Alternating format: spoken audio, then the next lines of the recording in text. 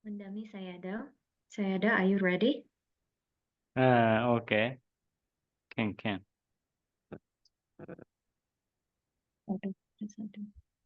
Good morning or good evening, everyone, depending on where you are. Welcome to our 2024 Pa'au Dhamma Teaching Series.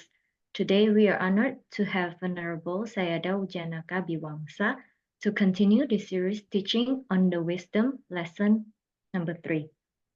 We are honored to have Pa'au Vipassana Hermitage, Singapore, Pa'au Sundara Bhumi, Indonesia, Dhamma Dayada Meditation Center, Pa'au, Nepal, Tin That Binh An, and America Bhawana Society to co-host this series. The teaching is scheduled for 1.5 hours, including Q&A. Today is lesson number 3. Before the teaching starts, here are a few housekeeping notes. We are using simultaneous interpretation Zoom functionality for today's teaching. Please choose either English, Chinese, Indonesian, Vietnamese, or Nepalese according to your preference. If you use a cell phone or a mobile device, after you select the channel, make sure to click Done to complete the selection. Please select your preferred interpretation language channel now. If you have any question, send it to Zoom's chat room. Thank you for your cooperation. Now, may we invite Sayadaw to start the teaching and interpreter Bantes to start the interpretation, please. Sadhu, sadhu, sadhu.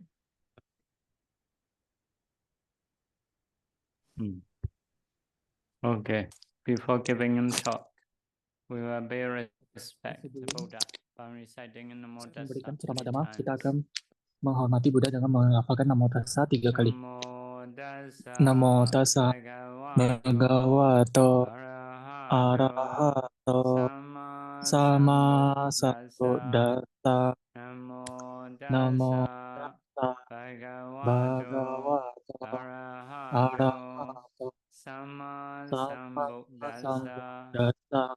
Namo Namo Tassa Bhagavato Bhagavato Arahato Arahato Sama Sama Sambuddhassa. Sambuddhassa.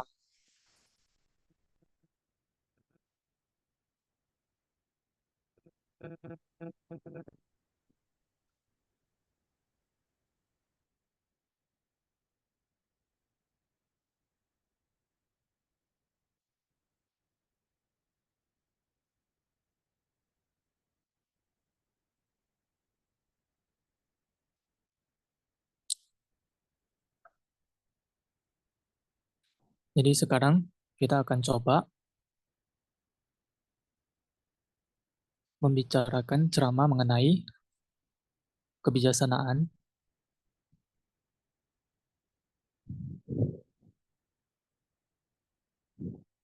khususnya dari kebijaksanaan dari Bodhisatta. Jadi bagi Bodhisatta, beliau mempelajari Bahu Sutta. Bahu Sutta adalah banyak mendengar maksudnya banyak juga belajar. Mempelajari hal untuk meningkatkan kebijaksanaannya.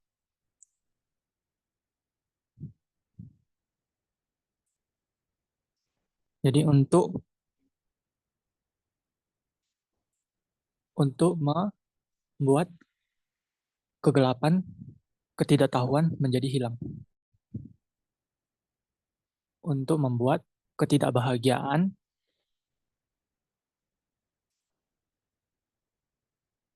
menjadi hilang dan juga untuk membuat perbuatan salah menjadi hilang. Jadi dengan belajar, dengan banyak mendengar,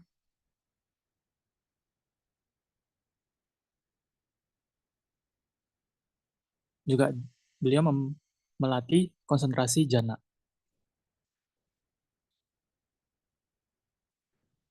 Juga dengan cara beliau mempelajari 5 khanda, 12 ayatana, 18 dhatu, 4 4 kebenaran mulia, 4 satipatthana, 4 4 samapadana, 4 iddhibala, 5 indriya, 7 faktor pencerahan, jalan mulia berunsur 8. Jadi hal-hal ini adalah bodhipakkhya dhamma, yaitu faktor untuk mencapai pencerahan.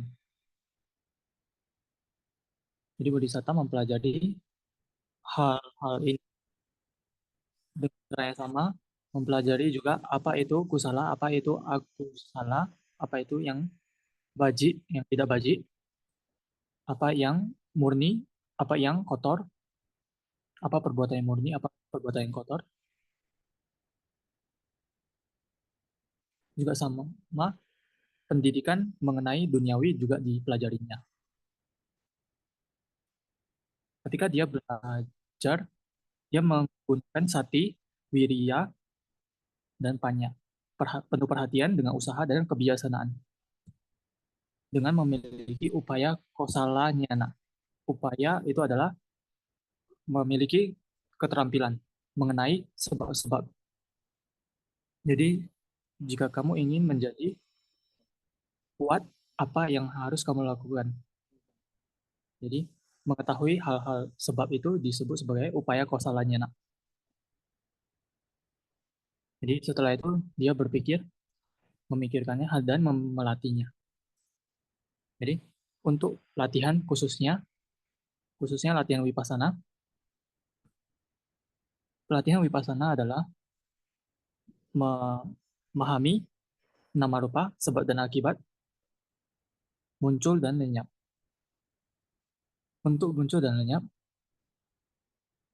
terdapat 10 jenis pengetahuan, seperti merenungkan nama rupa sebagai sesuatu bahaya,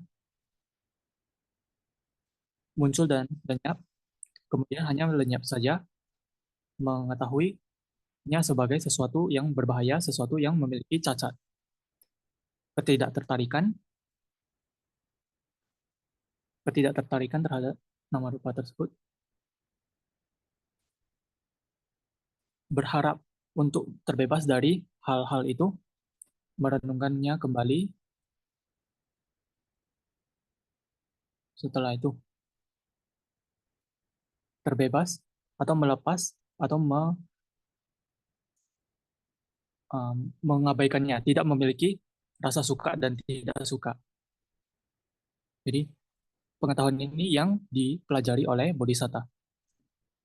Kita sebut sebagai sangkarupeka nyana.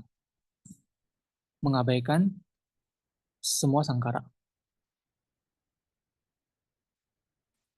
Memiliki ketenangseimbangan atau batin yang netral terhadap sangkara. Itu adalah sangkarupeka nyana.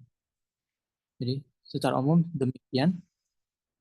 Secara umum kita menyukai tubuh kita, menyukai barang-barang kita, tetapi karena berlatih vipassana, kamu memahami nama rupa, muncul dan lenyap, maka kamu memahami bahwasanya cacat dari kehidupan, cacat dari kesenangan indera. Sebelumnya kamu memahami bahwasanya hal tersebut itu adalah menarik. Kemudian setelah berlatih, kamu memahami bahwasanya ini adalah suatu bahaya. Mulai melihat cacatnya. Jadi berharap untuk terbebas dari hal itu.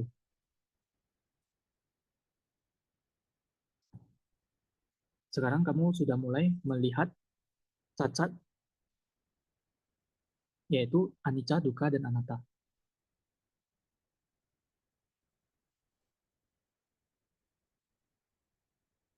Jadi setelah itu tidak ada lagi kemelekatan.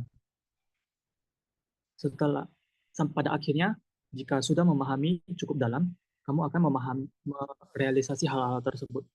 Setelah merealisasi, setelah meninggalkan kemelekatan kamu, maka tidak lagi banyak mempedulikan mengenai tubuh, mengenai barang-barang, kepemilikan seperti suami dan istri. Secara umum mereka saling mencintai, tetapi setelah waktu yang lama mereka sudah melihat cacatnya. Pertama-tama melihat cacat itu agak tidak terlalu melekat lagi dan berpikir ingin bercerai. Jadi ketika bercerai ya kamu pergi jalan kamu sendiri, saya pergi jalan saya sendiri. Seperti biku dan Sally begitu. Jadi memahami baik dan buruk, ada baiknya ada buruk, tetapi tidak dari pikiran tidak ada cinta dan benci. Jadi itu seperti sangkarupekanya. Nah, jadi seperti kamu melihat penyakit orang lain, kamu tidak mempermasalahkan hal tersebut karena kamu memahami bahwasanya ini adalah penderitaan, ini adalah penyakit. Tetapi orang tersebut itu bukanlah sanak keluarga kamu, bukan diri kamu. Hanya memahami seperti dokter. Mungkin dokter itu memberikan obat, tetapi apakah pasiennya meninggal atau tidak itu tidak peduli. Jadi dokter hanya mencoba untuk memberikan obat, mencoba untuk mengobati. Jadi meskipun membaik masih atau meninggal, dia tidak banyak memperdulikan karena dia tidak menganggap bahwa ini adalah saya atau sanak keluarga saya. Jadi secara umum kita menyukai tubuh kita. Ini adalah hal yang menarik. Tetapi Buddha mengajarkan bahwasanya ini ada cacatnya, yaitu anicca, dukkha, anatta, dan asubha. Jadi ketika kamu coba untuk memahami tersebut, itu akan ada satu masalah. Jadi pikiran kamu tidak akan bahagia melihat kenyataan tersebut, melihat bahwasanya ini adalah sesuatu yang berbahaya, tetapi pada akhirnya kamu akan terbebas dari tidak melekat. Jadi ketika tidak melekat, kamu akan melihat bahwasanya setiap hari itu hanya hal-hal yang sama. Hanya hal-hal yang sama, tidak lagi melihat terlalu bahaya, juga tidak menyenangkan, tidak bahagia. Ini satu sangkarupekanya. Jadi bodhisatta itu mempelajari sampai tahapan itu. Dia tidak akan melihat nibbana karena dia masih ingin memenuhi parami, ingin menjadi Buddha. Setelah melihat nibbana, dia tidak bisa tinggal di samsara untuk waktu yang lama untuk memenuhi parami. Jadi karena kalau sudah melihat nibbana, melihat penderitaan dalam kehidupan itu menjadi sangat jelas. Jadi bagi Sotapanna, dia tidak bisa bahagia terlalu lama di kehidupan. Jadi untuk memenuhi kualitas yang berbeda-beda, jadi bodhisatta perlu berhenti di tahapan tersebut, tidak melampaui tahapan itu. Tetapi pengetahuan wipassananya sangat kuat. Tetapi karena belas kasihan, dia bisa bersabar. Dia bisa bersabar mengenai penderitaan di dalam kehidupan. Karena kebijaksanaan, seperti kebijaksanaan vipassana, dia tidak akan melekat pada apapun di dunia ini. Jadi orang tersebut itu sangat baik untuk memenuhi parami. Dia tidak melekat pada barang kepemilikan, tetapi dia juga memiliki kesabaran terhadap kehidupan dan memiliki rasa belas kasih. Dengan demikian dia menjalani kehidupan. Dia memiliki banyak pengetahuan. Dia tahu bagaimana untuk menjadi Buddha, untuk menjadi Paceka Buddha, untuk menjadi murid utama, murid besar. Jadi mereka mengetahui kama secara baik. Pengetahuan ini disebut sebagai upaya kosala nyana. Jadi kepandaian atau keterampilan dalam hal sebab-sebab. Jadi ini dibutuhkan untuk mengembangkan kehidupan kita. Juga dia memiliki belas kasihan. Dengan belas kasihan, Dia bisa bersabar terhadap penderitaan. Dengan pengetahuan, dia tidak akan melekat pada apapun di kehidupan ini. Dengan cara ini, dia coba untuk memenuhi banyak parami. Dia berdiam di samsara untuk waktu yang lama. Jadi, untuk orang-orang yang lain, mereka datang ke pusat meditasi, mencoba untuk melatih samatha dan vipassana, tetapi mereka tidak bisa berkembang dengan cepat. Pada waktu itu, dia berpikir, saya akan memenuhi parami, saya akan kembali ke rumah.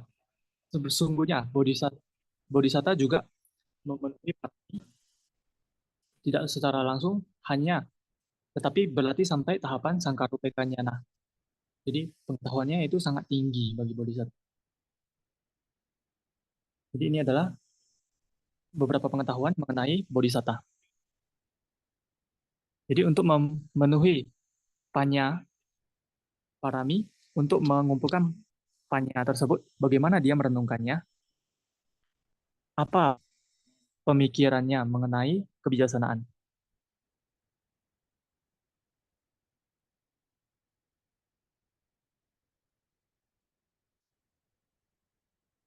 Jadi dia berpikir, tanpa memiliki pengetahuan, dia tidak bisa memenuhi parami secara bersih, secara murni. Dia tidak akan bisa mencoba untuk berlatih tanpa kebijaksanaan. Jadi dia merenungkan seperti itu.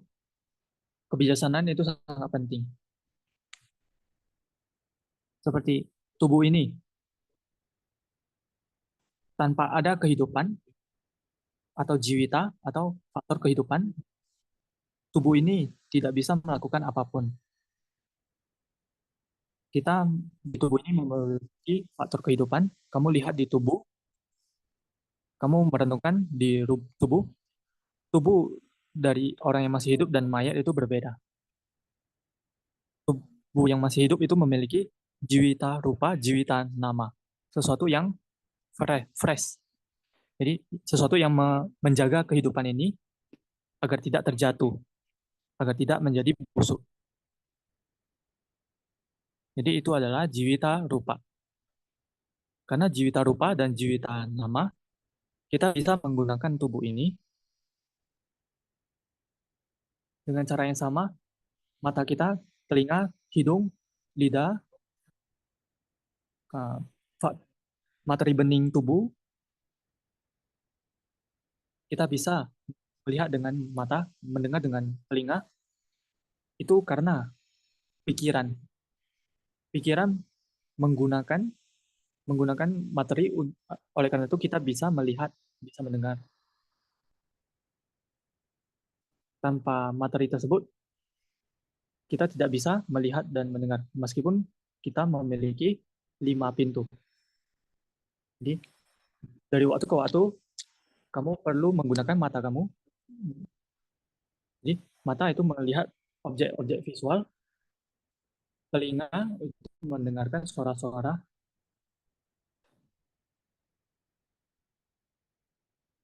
tanpa memiliki pengetahuan, tanpa ada pikiran, itu tidak akan bekerja dengan baik. Dengan cara yang sama, jika kamu tidak memiliki kebijaksanaan, maka sada, wirya, sati, samadhi, mereka tidak akan bekerja, melakukan pekerjaannya dengan baik. Kamu perlu memahami pekerjaan kamu. Jadi, tanpa memahami, kamu tidak akan mempercayai. Tanpa percaya, kamu tidak akan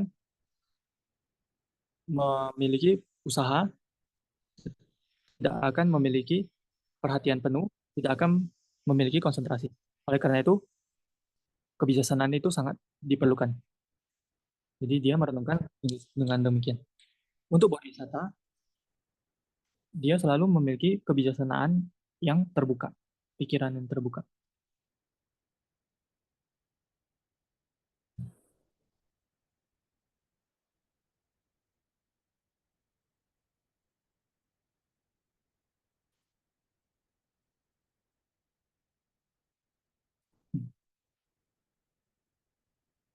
selalu menggunakan kebijaksanaannya. Oleh karena itu dia bisa melakukan dana parami dengan sesuai. Ketika dia melakukan dana, dia tidak memikirkan bahwa dirinya lebih tinggi daripada penerima. Karena dia memiliki kebijaksanaan. Jadi dia memahami apa yang dilakukannya adalah dana itu untuk memenuhi parameter, untuk agar si penerima mendapatkan manfaat. Jadi dana itu perlu dilakukan. Oleh karena itu, terkadang di ajaran Buddha, kamu mungkin akan mendengar, oh, tolong terimalah atas dasar belas kasihan. Terimalah dana ini. Karena ketika kamu berdana, ketika kamu menerima dana, orang yang memberi itu mendapatkan dana parami. Jadi untuk mengumpulkan dana parami itu mencari penerima untuk menerima dana tersebut. Jadi dengan cara yang sama, orang lain mungkin mengambil properti kamu itu bagus. Kamu boleh ambil karena dia memahami dengan baik mengenai dana parami, dia bisa penuhi. Dengan cara yang sama, jika kamu memiliki kebijaksanaan,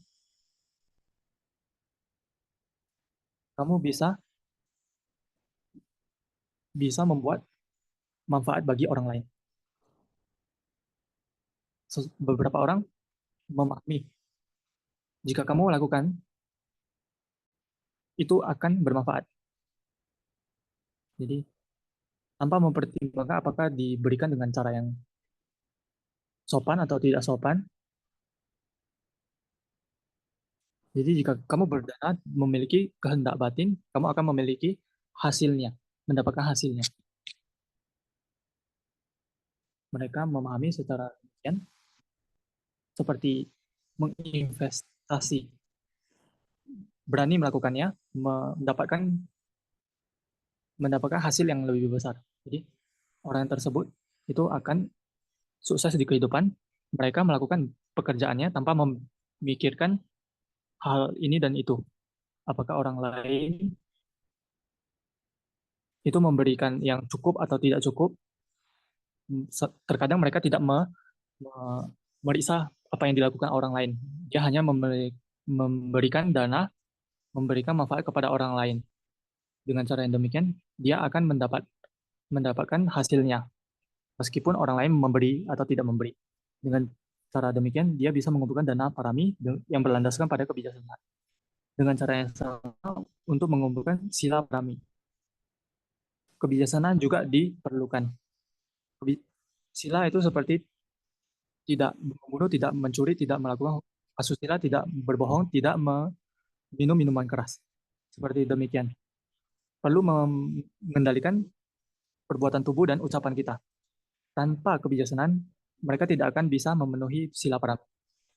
Beberapa orang itu merasakan sangat tertekan jika tidak makan malam, jika tidak membunuh. Jadi mereka tidak mau menjalani sila. Jika mereka menjalani sila, mereka akan menderita. Mereka berpikir salah. Tetapi orang yang bijak itu berpikir dengan baik mengenai sila, itu hal yang baik untuk dilakukan. Jika kamu tidak membunuh orang lain, maka tubuh kamu akan menjadi kuat, kamu akan sehat dan panjang umur. Jadi kamu akan jadi lebih kuat daripada orang lain, lebih panjang umur. Dengan memahami seperti demikian, dia akan bahagia berdiam menjalani sila tanpa membunuh makhluk lain, tanpa mencuri, tanpa melakukan perbuatan asusila. Karena pemahaman mereka itu sangat baik.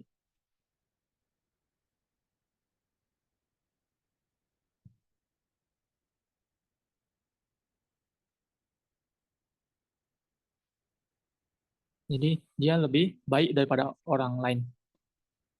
Dengan cara yang sama,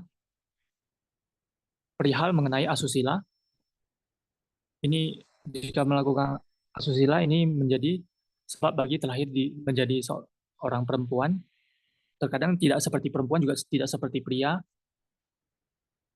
Jika seseorang itu melakukan asusila, banyak orang yang akan membencinya.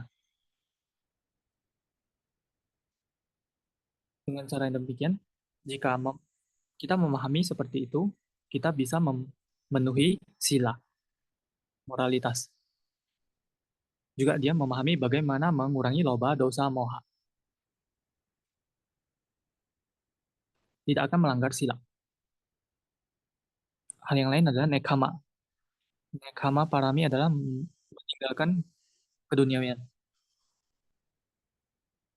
Meninggalkan keduniawian juga dijalani karena adanya kebijaksanaan.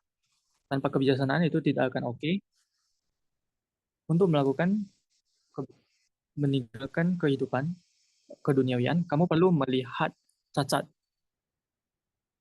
kelemahan dari kehidupan umat awam.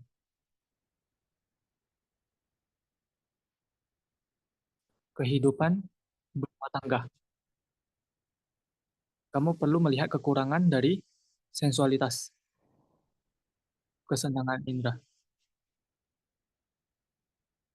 Mengapa kita perlu bergantung pada banyak properti seperti rumah, mobil, orang-orang yang di sekitar kita? Tanpa mereka juga kita bisa bertahan hidup. Hanya dengan makanan yang cukup, pakaian yang cukup, melihara, menasihati pikiran kita sendiri, kita bisa hidup seperti demikian. Memiliki banyak properti itu juga bahaya. Properti yang lebih banyak dari yang kita butuhkan itu tidak berguna. Jadi berlatih dhamma, tinggal sendirian, bermanfaat untuk kehidupan ini dan juga kehidupan mendatang. Seperti Bante Kasapa. Seperti waktu usia tua, Buddha berkata kepadanya, jika kamu mau tinggal di wihara desa, kamu boleh tinggal. Jika kamu ingin menerima undangan dana makan, kamu boleh terima undangan. Karena sekarang kamu sudah tua. Waktu itu Bante Kasapa berkata, oh, saya melakukan hal tersebut, tinggal di hutan. Itu karena kebahagiaan. Karena kebahagiaan tinggal di hutan. Hal yang lain itu adalah untuk menunjukkan contoh pedoman bagi generasi yang mendatang. Bukan hanya menerima penderitaan, tetapi karena kebahagiaan, makanya dia tinggal di hutan. Orang yang bijak, mereka memahami. Bahkan Bodhisatta di banyak cerita Jataka, untuk waktu tertentu, dia juga meninggalkan kerajaan. Meninggalkan tata kerajaan untuk menjadi petapa.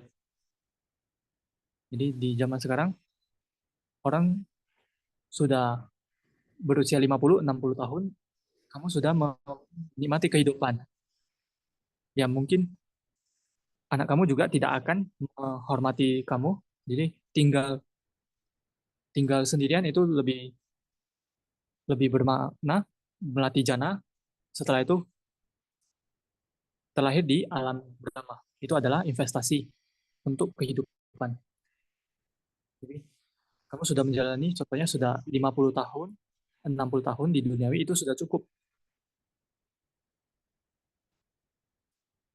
Jadi ya sudah tua, Bodhisatta pergi untuk meninggalkan kehidupan duniawi. Tetapi kalau raja di zaman sekarang, sampai usia tua juga mereka masih di istana. Jadi harus mengambil contoh seperti Bodhisatta. Jadi semuanya sama. Jadi orang yang normal itu tidak mudah. Mereka orang-orang normal tidak bisa melihat bahaya dari kesenangan indera, bahaya dari kehidupan. Mereka masih melekat pada properti yang dimana properti tersebut itu tidak begitu berguna. Dengan demikian, tanpa kebijaksanaan tidak bisa menjalani pelepasan keduniawian dengan baik. Setelah merenungkan demikian, dia mencoba untuk mencari kebijaksanaan, memenuhi kebijaksanaan. Selanjutnya adalah wirya parami. Wirya parami. Jadi wirya parami juga perlu kebijaksanaan. Meskipun kita membuat usaha, jika itu tidak baik, tidak cocok untuk melakukan usaha, maka itu ada usaha yang salah. Banyak orang melakukan usaha, tetapi terdapat usaha yang tidak benar, usaha yang salah. Mereka berpikir, pergi ke retret 7 hari.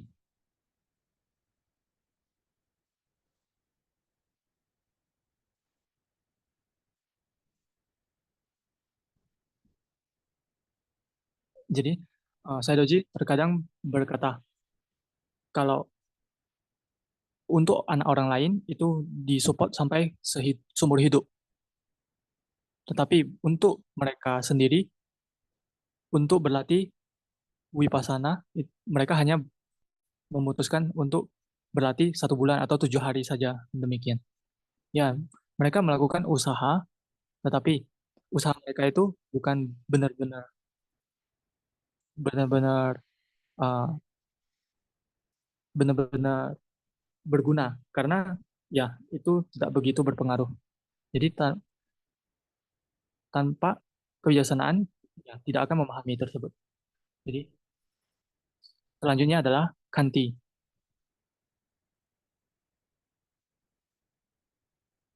Jadi kanti juga perlu dibarengi kebijaksanaan. Kesabaran juga diperlukan kebijaksanaan. Kesabaran bukan untuk semua hal. Beberapa orang itu sabar, ya. Dia memahami apapun yang dilakukan, apapun yang anaknya lakukan, apa yang murid-murid lakukan,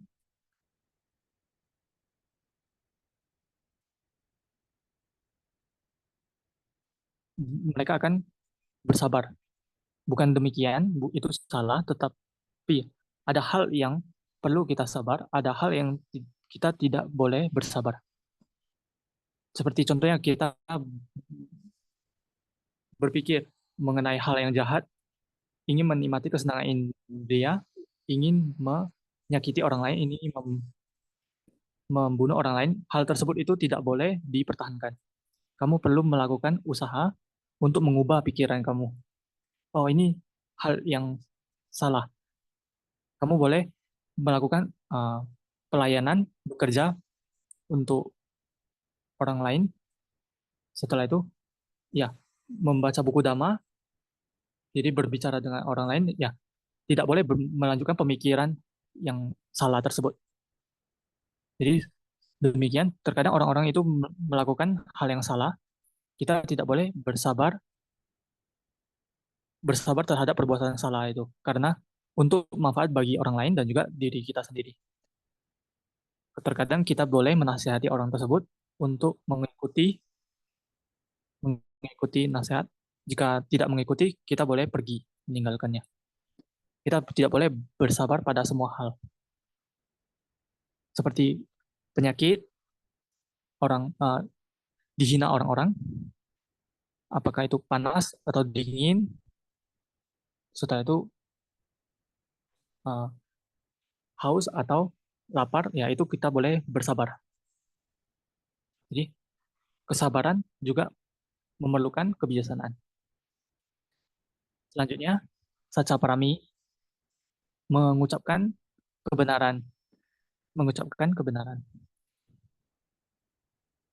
Kamu perlu mengetahui apa itu benar, apa itu salah. Apa yang benar, apa yang bukan kebenaran. Jika demikian, kamu bisa berdiri pada kebenaran. Ketika kamu berbicara dengan orang lain, jika mereka mengucapkan ucapan yang benar, kamu boleh setuju, tapi jika dia mengucapkan ucapan yang salah, maka kamu tidak boleh menerimanya. Terkadang hanya perlu berdiam diri. Kita tidak setuju dengan cara yang sama, tidak mengucapkan kebohongan, perlu mengucapkan kebenaran, perlu pintar bagaimana mengucapkan kebenaran, bagaimana men- menjaga ketenangan, noble silent. Jadi juga memerlukan kebijaksanaan. Setelah itu, selanjutnya adalah adithana. Adithana itu juga perlu kebijaksanaan. Tanpa memahami, kamu tidak akan stabil. Kamu tidak akan memiliki tekad. Tetapi bagi mereka yang memahami, mereka bisa menjaga tekadnya. Seperti sesuatu hal, dia tidak bisa mendapatkan hasil yang diinginkan, dia pergi kembali. Ketika pergi kembali menyerah, apa hasilnya? Tidak akan mendapatkan sesuatu yang superior. Terkadang itu sangat jelas. Kita belum tahu apa yang akan terjadi di depan, tetapi di saat ini, seperti Bodhisatta, dia memiliki kerajaan, tetapi dia memahami bahwasanya ada sifat alami tua, sakit, dan kematian. Dia memiliki kesempatan untuk melihat orang sakit, orang mati, orang tua. Sebelumnya, dia tidak melihat, sekarang dia sudah melihat. Ini masalah, ini adalah masalah yang besar di kehidupan. Setelah itu dia bisa memutuskan, saya akan melakukan pelepasan keduniawian, saya akan menemukan ketidakmatian. Tekadnya itu sangat besar karena dia memahami mengenai kehidupan.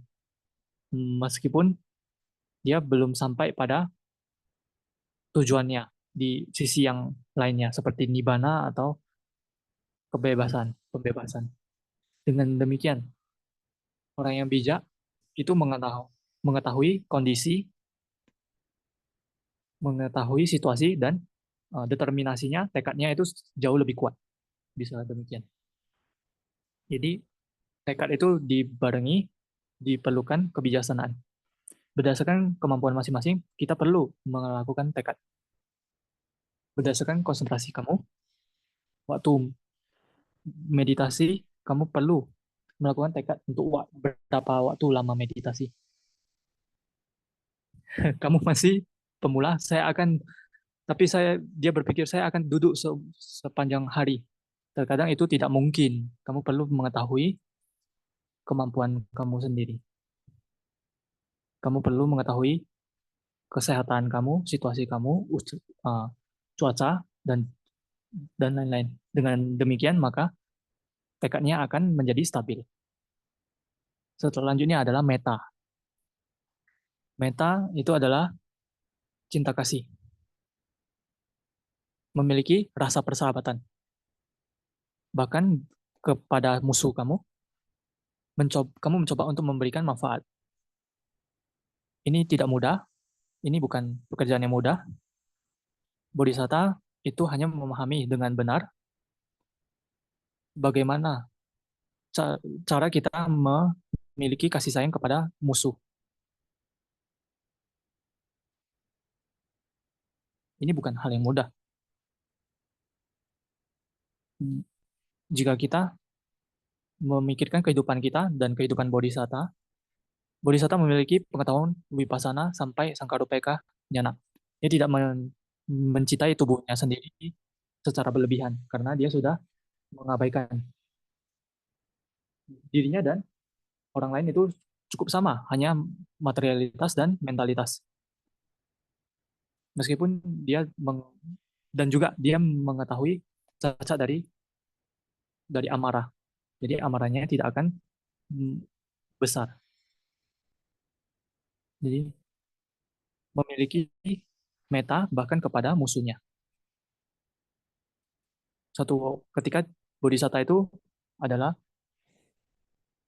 seekor monyet.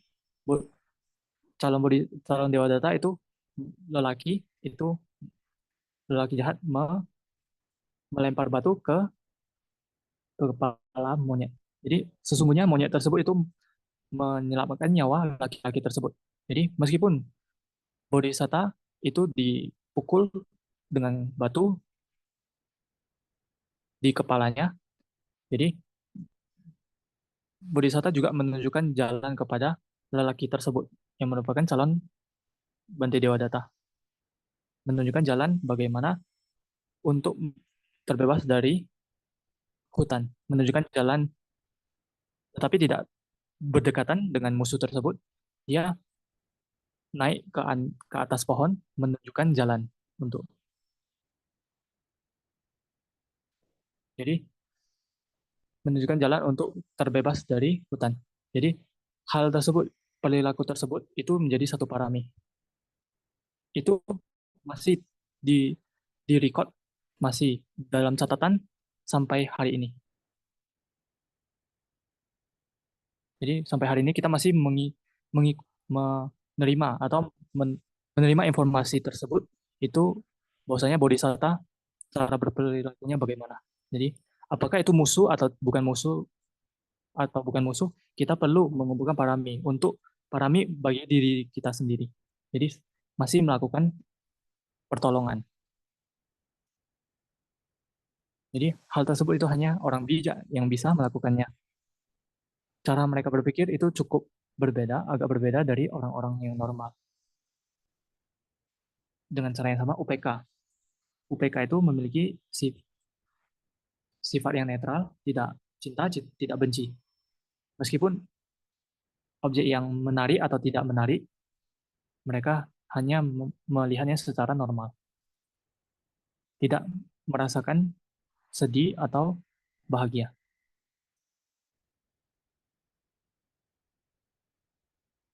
Mereka coba untuk memiliki sifat yang di tengah, sifat menengah. Itu juga diperlukan kebijaksanaan. Tanpa kebijaksanaan tidak bisa memenuhi UPK parami. Terkadang Bodhisatta mencoba untuk mengatasi masalah dengan usaha, dengan kebijaksanaan. Tetapi banyak sebenarnya masalah di dalam kehidupan ini. Terkadang ada masalah yang tidak bisa diselesaikan. Jadi ada hal yang tidak bisa diselesaikan seperti sakit, tua, mati. Jadi itu masalah bagi semua orang, tidak ada pengecualian. Jadi waktu itu Bodhisatta hanya merenungkan lokadama, 8 lokadama. Jadi jika kamu tinggal di kehidupan, terkadang kamu mendapatkan laba, terkadang kamu kehilangan, itu alaba. Itu terjadi bagi semua orang, mendapatkan atau kehilangan. Jika bisa menyelesaikan masalah, ya itu bagus, bisa selesaikan. Tapi kalau tidak bisa selesaikan, perlu menerimanya saja. Jadi lokadama yang lainnya adalah yasa ayasa, memiliki pengikut atau tidak memiliki pengikut. Itu adalah normal. Terkadang di awal kita tinggal dengan orang tua, dengan keluarga. Setelah itu kamu mengalami kehilangan kakek nenek, teman, saudara laki-laki, saudara perempuan, orang tua. Jika kamu panjang umur, hanya kamu yang tersisa sendirian. Itu sangat sangat beruntung, hanya sendirian. Kalau tidak beruntung, kamu akan pergi terlebih dahulu. Kalau kamu beruntung, maka kamu akan kesepian, hanya sendirian saja. Kalau kalau bagi biku, sudah tua, ketemu biku yang jauh lebih tua, wah, sangat bahagia. Hanya biku ini saya bisa melakukan penghormatan, bisa bersujud. Jadi karena sudah tua, sudah biku tua, semua orang melakukan penghormatan. Tetapi kalau biku tua tersebut atau hanya menghormati Buddha, rupang Buddha. Tetapi kalau ketemu biku yang lebih tua, itu bisa dihormati. sangat bahagia. Jadi sepertinya di rumah tangga ya mereka mencoba untuk mencari suami atau istri, setelah itu menikah. Ya, terkadang mereka tidak bisa mendapatkan anak, mereka mengasuh anak orang lain, tidak menjaga orang tuanya sendiri. Jadi terkadang setelah semuanya pergi itu hanya sisa suami atau istri kamu yang tersisa. Di Myanmar dikatakan Selewin O. Terkadang untuk membangun keluarga itu hanya istri dan suami. Jadi hanya memasak nasi yang kecil, wadahnya kecil. Jadi kalau sudah punya anak, maka wadah nasinya menjadi lebih besar dan besar. Jadi di keluarga saya itu punya 10 anak. Jadi perlu 2 meja besar untuk semua anak. Jadi perlu perlu memberikan makan, menyuapi yang muda dulu karena dia yang muda mau makan duluan. Jadi dapurnya cukup kecil. Setelah itu, sudah grup yang kecil itu sudah selesai, maka memberi makan grup yang sudah tua. Terkadang bertanya kepada saya waktu kecil, apakah kamu sudah makan? Oh, belum. Saya bisa join ke grup yang lebih tua, grup selanjutnya. Jadi demikian.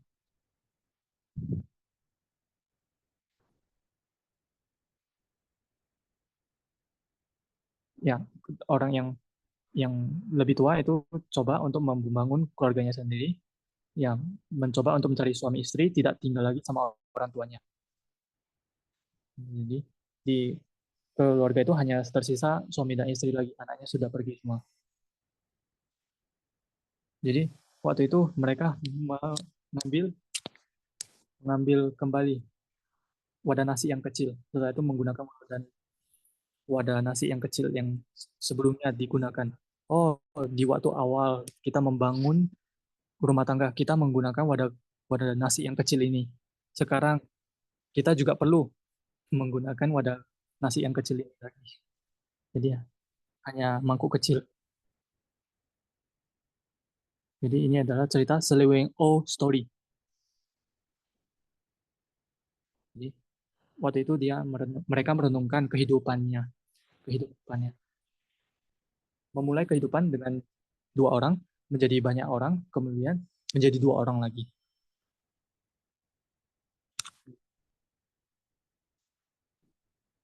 Terkadang demikianlah, kita kadang memiliki banyak pengikut, kadang hanya sendirian. Ini terjadi bagi semua orang. Kalau kamu tinggal di dunia, maka kamu akan menemui hal-hal tersebut, yaitu memiliki pengikut atau tidak memiliki pengikut. Yasa. Setelah itu ninda pasamsa, dipuji atau dicela.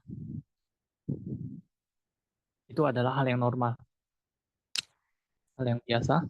Kadang dipuji, kadang dicela.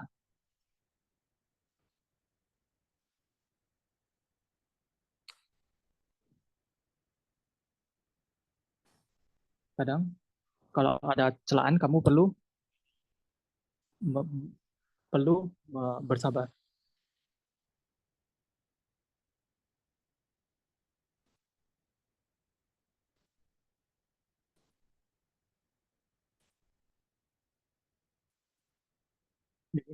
Terkadang ada cinta, ada kebencian dari orang lain.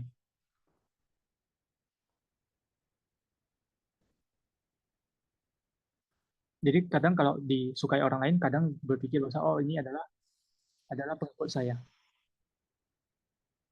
Jadi ada ninda pasansa,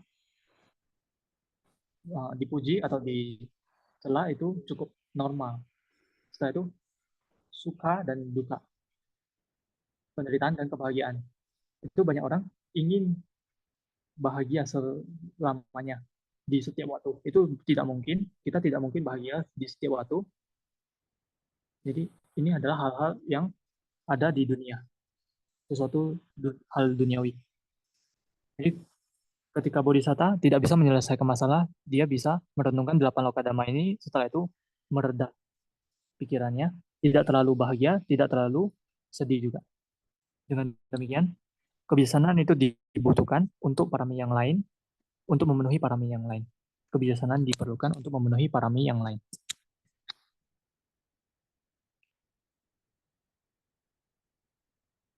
Jadi tanpa kebijaksanaan, sila tidak bisa terpenuhi. Samadhi tidak bisa terpenuhi.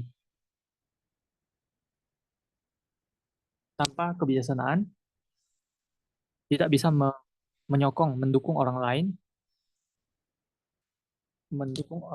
dengan 4 sanggahawatu.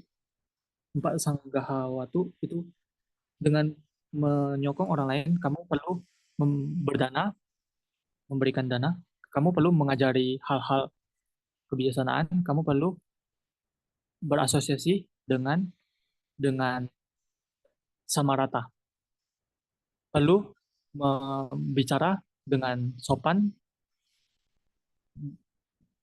Jadi dengan demikian, kalau kamu memiliki kebijaksanaan, kamu bisa berasosiasi dengan bijaksana. Kalau punya kebijaksanaan, bisa memahami khandha ayatana dan lain-lain. Kamu juga mengetahui bagaimana cara untuk berkelana di samsara. Seperti bodhisatta, dia hanya berlatih sampai sangkarupekkha nyana. Dia berhenti di tahapan itu.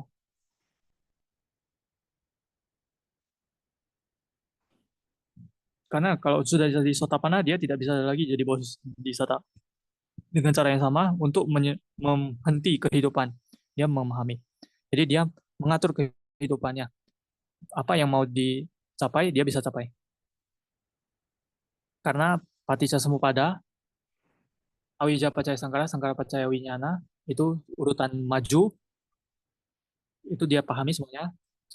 Setelah itu, patiloma, ya, awija niroda, sangkara niroda, winyana nirodo, ya, dia juga pahami dengan urutan yang negatif. Jadi dia bisa memenuhi parami di kehidupan ini, dia juga bisa mendapatkan magapala nibbana, kebebasan, dia bisa capai. Jadi bodhisatta itu merenungkan mengenai kebijaksanaan dengan cara demikian. Kapanpun dia merenungkan kebijaksanaan, dia mendapatkan kebijaksanaan. Jadi pikirannya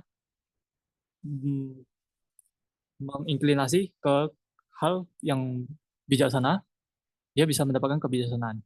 Jadi ini adalah perenungan dari bodhisatta untuk mendapatkan kebijaksanaan. Jadi mungkin kita perlu stop di sini, kita bisa lanjutkan di tanya jawab.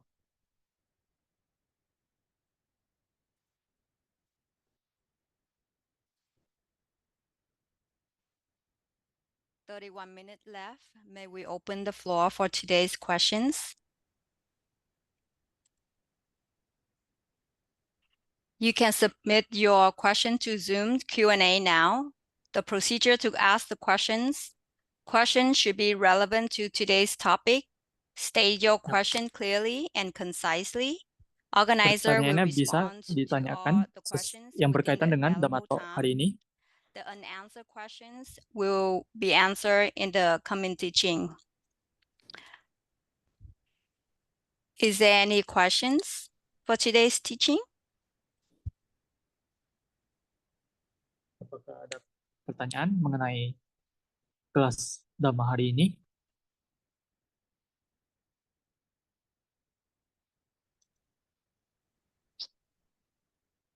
So I don't see any question yet. So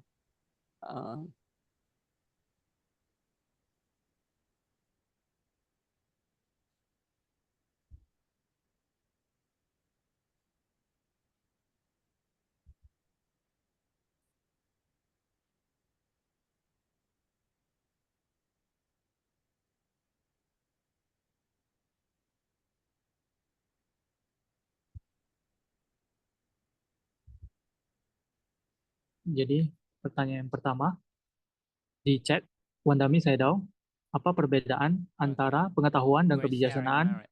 Huh? dalam hal We're duniawi sharing Sorry, I merit. think yang di there's dunia? one question coming up. Okay.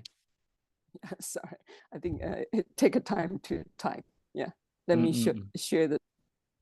Vandame Sayadaw, what is the Wandami difference Saidao, between apa perbedaan knowledge and antara wisdom? pengetahuan dan In this- kebijaksanaan dalam kaitannya dalam hal duniawi?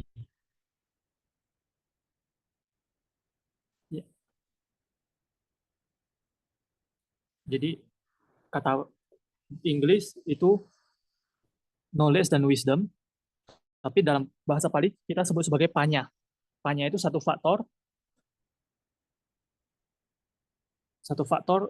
yang ada di abhidhamma, yang ada di dalam pikiran kita. Jadi panya itu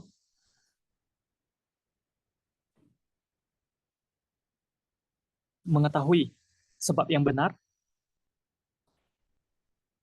dan hasil yang benar. Jadi ada yang namanya Lokya Panya, ada yang namanya Lokutara Panya. Lokya Panya itu secara umum kita bisa pelajari di sekolah apa sebab-sebab untuk menjadi kaya, menjadi sehat, dan lain-lain. Jadi ini adalah sebab-sebab yang terjadi dalam satu kehidupan saja. Itu sebab dan akibatnya itu dekat di satu kehidupan. Jadi Lokutarapannya itu adalah kama sakatanyana, pengetahuan. Kama adalah yang kita warisi sendiri. Jadi apa yang kita lakukan kita akan mendapatkan hasilnya sendiri. Setelah itu vipassana panya. Jadi vipassana panya itu hal-hal itu kita bisa pelajari dalam keagamaan. Jadi itu berbeda di sekolah. Kita tidak bisa memahaminya di sekolah saat ini. Seperti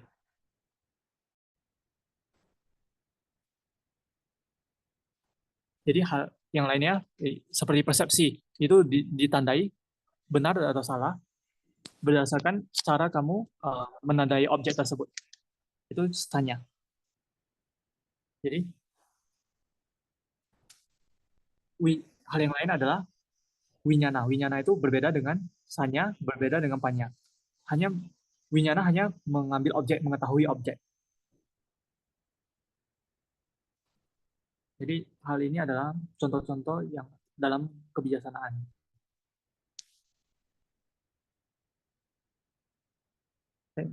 Thank you Saidao atas ajaran kamu. Wandami Saidao, bagaimana seseorang itu dia laki-laki atau perempuan bisa tahu ketika dia akan mencapai sotapanna? Bagaimana dia bisa berhenti dari pencapaian sotapanna untuk memilih jalan bodhisatta? Thank you. Satu.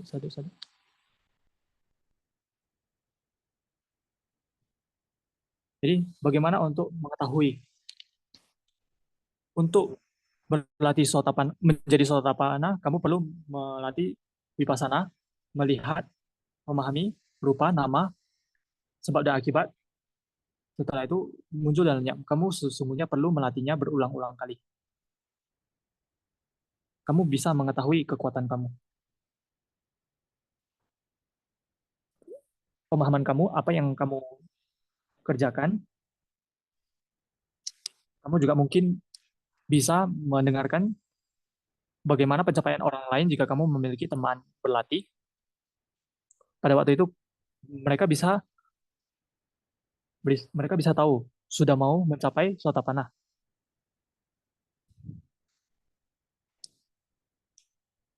Ini berbeda dengan pengetahuan kamu. Beberapa orang itu memahaminya dengan benar, ada juga yang memahaminya dengan salah. Terkadang pada pekerjaan tertentu mereka bisa melewati ujian, terkadang mereka ada yang tidak bisa melewati ujian. Jadi itu berdasarkan kemampuan orang-orang. Itu tidak bisa benar atau berhasil bagi semua orang. Secara umum, kita bisa paham sesuatu seperti dekat dengan jana, sudah dekat dengan sotapana, mereka sudah paham. Hal yang lain, ketika bagaimana menghentikan pencapaian sotapana, ini berkaitan dengan keinginannya. Jika kamu ingin menjadi bodhisatta, kamu juga paham bagaimana untuk memenuhi parami bodhisatta. Meskipun kamu berlatih, pikiran kamu tidak akan melampaui sotapana. Kamu hanya melakukan vipassana, tidak akan sangat rajin untuk mencapai kesucian. Pada waktu itu kamu mengetahui bahwasanya kamu tidak benar-benar ingin mencapai kesucian. Terkadang meskipun ada orang yang ingin mencapai sotapanna, itu juga mereka punya halangan-halangan. Jadi kalau kamu tidak memiliki keinginan untuk menjadi sotapanna, itu juga akan jauh lebih tidak mudah lagi. Terkadang keinginannya itu berbeda, bisa berubah. Terkadang tidak terlalu pasti mau menginginkan pencapaian ini. Terkadang hanya berlatih saja.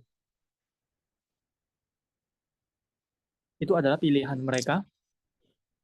Mereka ingin menjadi bodhisatta atau menjadi sotapanna. Itu secara umum adalah bergantung pada pilihan mereka.